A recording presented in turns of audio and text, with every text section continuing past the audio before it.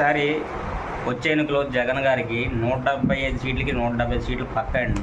ఎందుకంటే అతను ఎన్నికలకు ముందు ఇచ్చిన హామీలు 99.999% నెరవేర్చారు.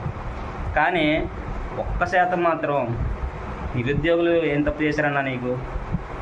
నిరుద్యోగులు ఇచ్చిన హామీల్లో ఒకటైనా నెరవేర్చావన్నా నువ్వు? ఎలక్షన్ల ముందు మెగా డిఎస్ అన్నావు, 23,000 పోస్టులు అన్నావు, ఎన్నెన్నో మాటలు చెప్పు. నీకు వ్యతిరేకమైన పార్టీలందరికీ ధీటుగా మాట్లాడు, ఈసారి నేను వస్తే మీకు న్యాయం చేస్తానని. మరి మీరేం చేశారన్న 5 సంవత్సరాల నుంచి? మీరు వస్తే మాకు న్యాయం చేస్తారని మాకు నచ్చిన వాళ్ళకి కూడా ఓట్లు లేకుండా మీకు వేసామన్నాం మేము ఓట్లు.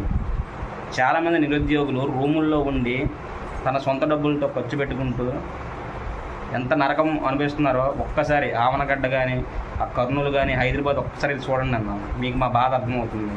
మేము ఏ పార్టీ